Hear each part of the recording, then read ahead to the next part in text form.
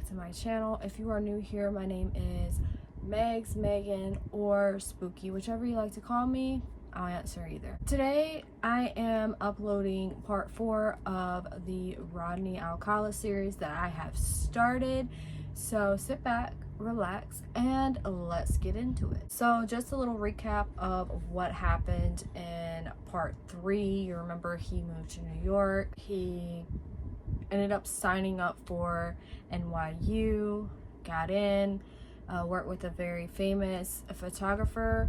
So we're gonna continue on from there. So it was the year 1971 when Rodney Alcala was put on the FBI's top 10 most wanted list. Back then he was kind of like, there was a lot going on in that time frame in the state of New York, but at the time Alcala had no idea that he had already been put on the FBI's most wanted list. As you know, the 70s was a much simpler time. There was no, like I've stated in, I'd say, the first installment or my preview, there was no such thing as stranger danger at all. Like, I mean, it was a crazy time. A lot of people say it was supposed to be like a fun era between the 70s and the 80s era. It was very, very, carefree. Nobody, you didn't see a lot of missing persons on the news or anything like that. They just took it as, well, they're just a runaway, or they've rebelled on their parents and they're just like, whatever, they'll be back home. We'll see another thing stating that they were a runaway. That's why now they have it where you have to wait at least 24 to 48 hours before you report someone missing, because of a lot of teenagers rebel against their parents and they run away. So back then it wasn't really like, it wasn't a common thing for people to go missing. It wasn't a common thing for some psycho crazy maniac to kidnap your children and unalive them or do horrible, mean things to them. So back then, as you know, social media didn't exist, such as TikTok, Facebook, Twitter. So in the 70s, they didn't have that where you can just post a video. They didn't even have YouTube back then. So it was really hard to get the word around. And the only way they could get the word around is by, your local news station or huge news station companies.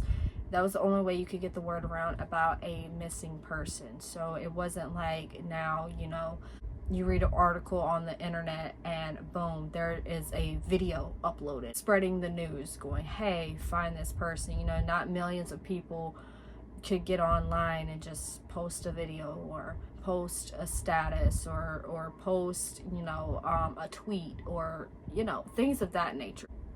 So you had limited resources back then of how they get the news out about your missing child or a missing person in general, or, things of that nature, or that a psycho serial killer is on the loose and harming others out there in the real world. So when you were on the FBI most wanted list back then, you had to do it where you posted pictures of your loved ones, on light poles, on even stop signs, probably like on the pole, not where it says stop. Your local grocery store, convenience stores. You posted stuff at the post office, because most people, back then it was snail mail, so a lot of people went to the post office. Whenever a criminal was wanted, that's how they got word out that someone is on the loose and they're dangerous. Also, the addition of new names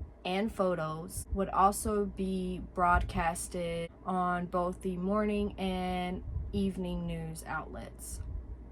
So millions of people could be on the lookout back then. So they were basically on the lookout for any kind of crazy maniacs or offenders or anything like that.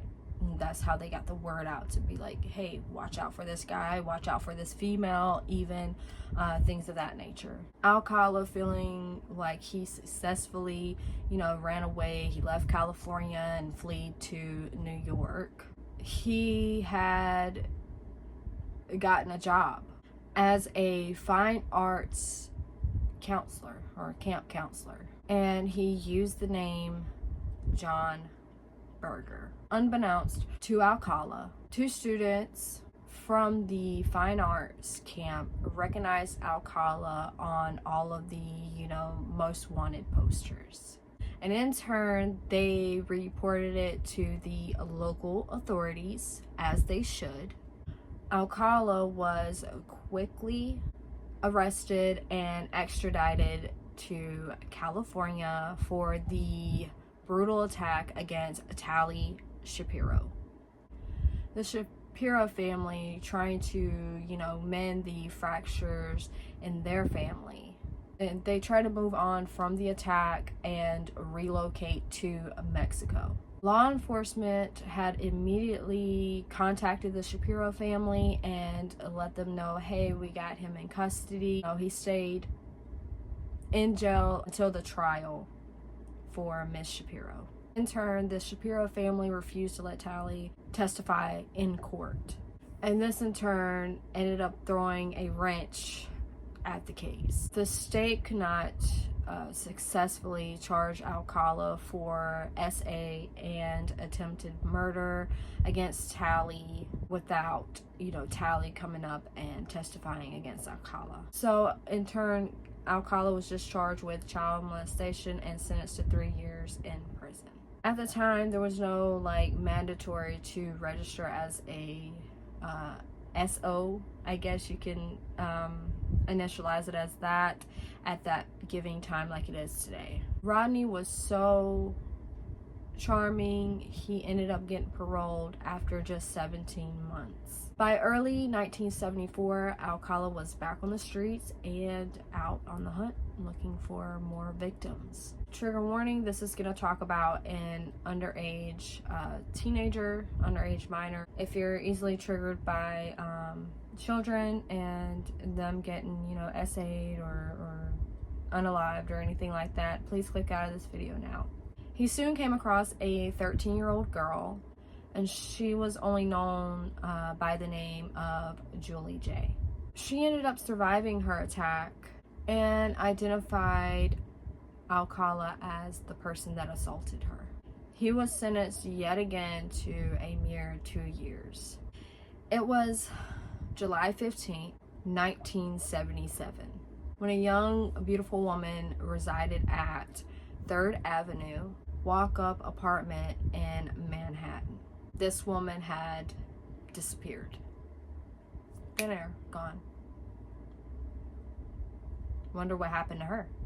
This individual was from, a wealthy family, and she also had a formal college education. She was just beginning to pursue her dreams and, entering young adulthood all on her own. There was at the time another serial killer that was active in New York, and they went by the name of the Son of Sam. His time frame was between July 29th, 1976 and July 21st, 1977. While police were concentrating on the Son of Sam, Alcala was out here, doing slayings of his victims, and they were undetected by police because they were so concentrated on this other case. So he kind of mixed in with that certain individual.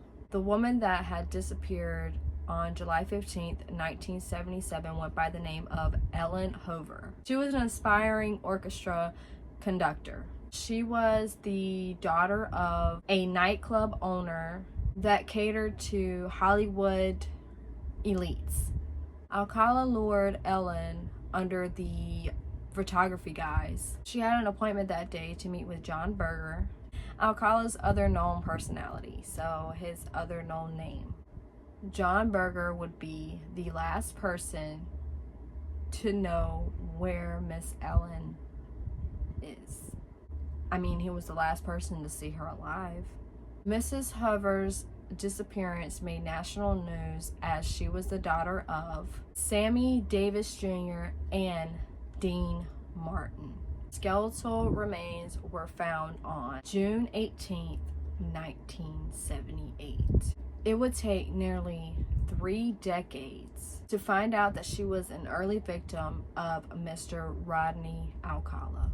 Advancements in science such as DNA and a cold case team helped identify the suspect. They also came across Alcala's storage where he kept trophies of his victims. Rodney Alcala was crossing paths with Hollywood elites at almost every turn.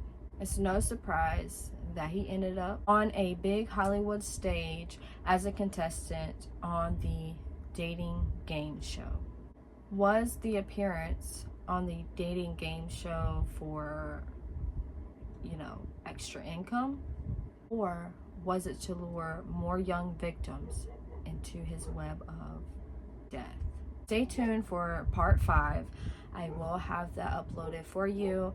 Please write some comments, give me a like, and make sure you hit that notification bell so that way you know when I upload a new video or when I decide to randomly go live. I do not have a set schedule here because sometimes life gets a little busy, but I do enjoy seeing every one of you comment on my videos and like them, and I also adore every one of my subscribers. Thank you so much for taking the time out to subscribe and watch my videos. Have a good day, and remember, there's weirdos everywhere. Again, this is Spooky History with Megz, and I am out. Bye, guys.